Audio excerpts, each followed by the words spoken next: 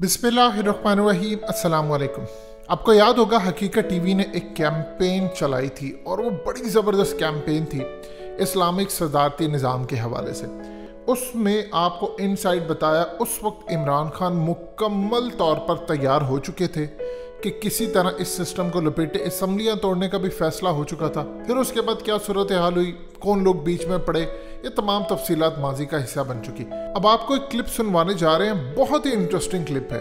ये बिल्कुल आपको बताएगा, रिलेट करता है कि किस तरह इमरान खान इस सिस्टम से इतना तंग आ चुके थे, स्टिल वो इतना बेजार हैं कि उनको अंदाज़ा हो चला है कि ना वो डॉलर माफिया को कंट्रोल कर पाए। आप ये देखिए 168 से 1।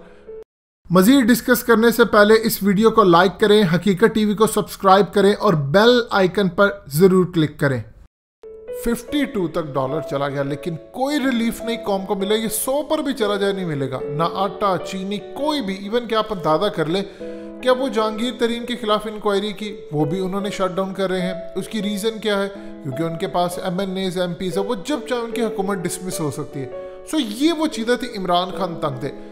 अब बशीर मेमन बता रहे हैं कि इमरान खान असल में चाह रहे थे सऊदी मॉडल लगाना। सऊदी मॉडल के तहत वो चाह रहे थे जितने चोर चक्के लुटेरे हैं, चाहे वो नून लीग के हों, किसी भी पार्टी के हों, वो चाह रहे थे कि किसी तरह इनको इबरत का निशाना बनाया जाए। असल में क्या सूरत हाल हुई थी, इमरान खान को मोहम्मद बिन सलमान ने किस जगह का विजिट कराया था, ये क्या चीज़ें थी, आप सबसे पहले ये क्लिप देखिएगा। ये बहुत इंटरेस्टिंग क्लिप है। इससे आपको अंदाजा होगा कि इमरान खान इस सिस्टम के आगे इतना बेबस हो चुके कि उन्होंने कहा था कि बस किसी तरह सऊदी मॉडल लग जाए यहाँ पर और मैं इनको इबरत का निशान बना दूँ, ताकि कुछ पैसे रिकवर हो जाए, बहुत सारी चीज़ें हो जाए।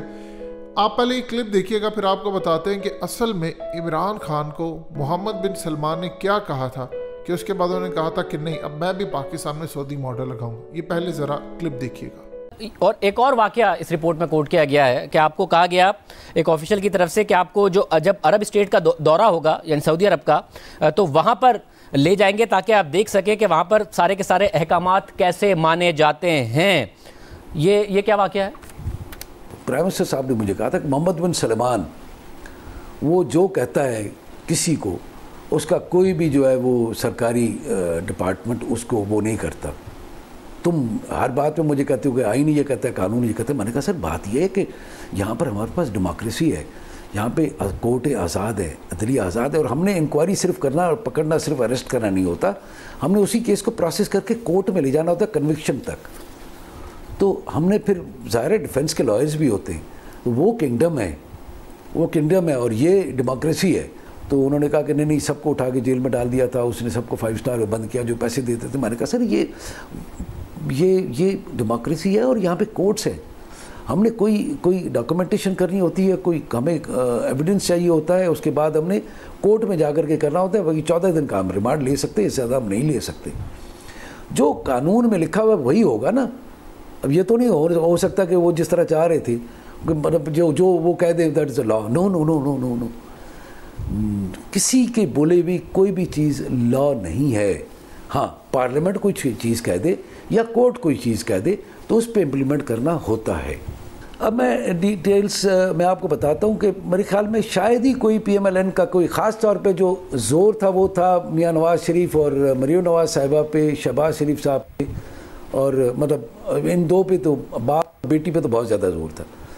फिर शहबाज शरीफ साहब पे था, हमजा शहबाज पे था, एहसन इकबाल पे था, शाहिद खाकान अब्बासी साहब पे था, राना सनाउल्लाह, जावेद लतीफ़, और वो जो दस्तगीर साहब है, खुरम दस्तगीर साहब, फिर पीपल्स पार्टी से खुर्शीद शाह, नफीसा शाह साहिबा, और तीसरा वो जो खुकर साहब हैं हमारे इस्लामाबाद के, जिनका वो एक मरतबा मुस्तफ़ा नवाज़ खोकर नैब के बाहर, हाँ नवाज़ खोकर साहब, मुस्तफ़ा नवाज़ खोकर साहब, वो सेनेटर थे, उनके ख़िलाफ़ मतलब जो भी बात करता था, जो भी टीवी पे आकर के या कोई टॉक शोज़ में या उस तरह की कोई बात करता था, ख्वाजा आसिफ और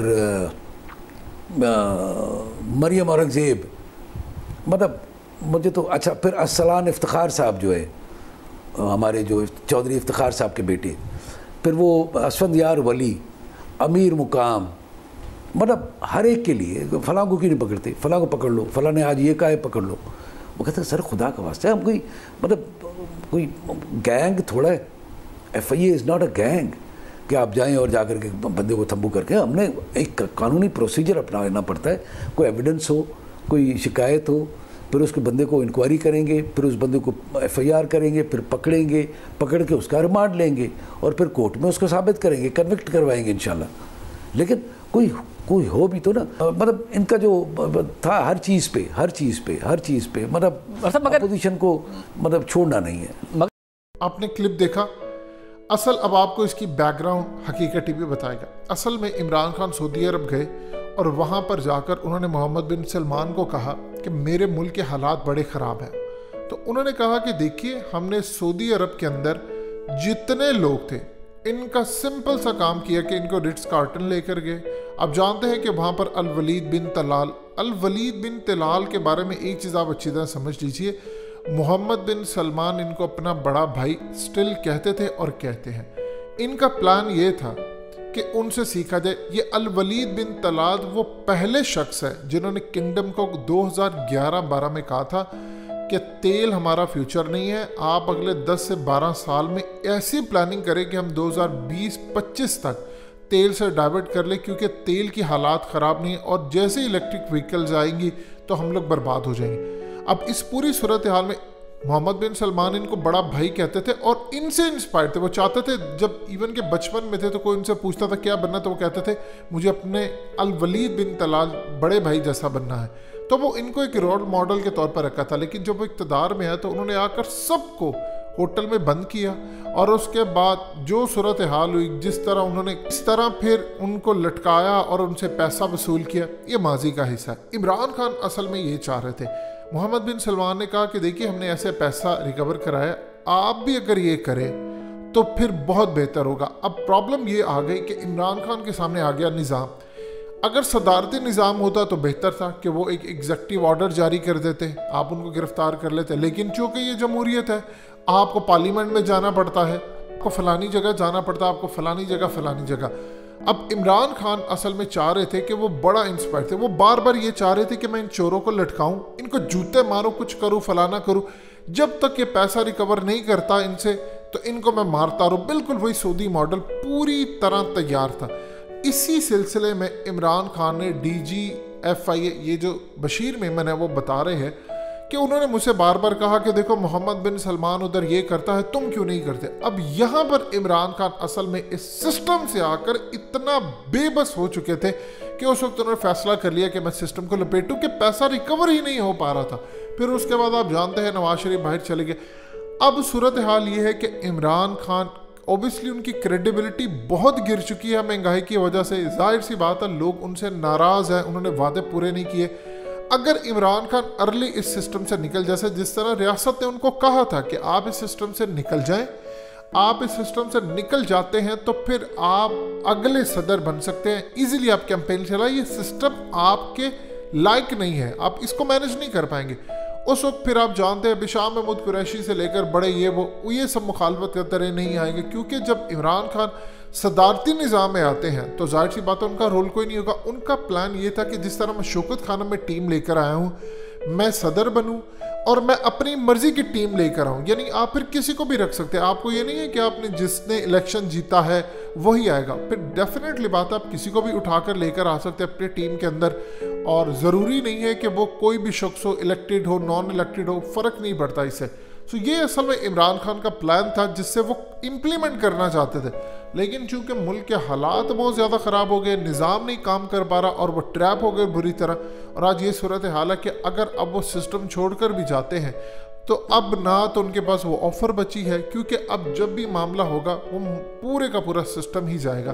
लिहाजा इमरान खान की प्लानिंग और नीयत तो बेहतर थी, लेकिन इस सूरत हाल में वो गलत रास्ते पर चल पड़े, जिसकी वजह से आज पाकिस्तान में ना करप्शन ख़त्म हुई, ना महंगाई ख़त्म हुई, ना कोई माफिया अंदर गया, पूरी तरह सिस्टम कोलैप्स हुआ पड़ा है। दोस्तों, हकीकत टीवी को सब्सक्राइब करना मत भूलिए, वीडियो को लाइक करें, शेयर करें और कमेंट सेक्शन में अपनी राय का इजहार ज़रूर करें।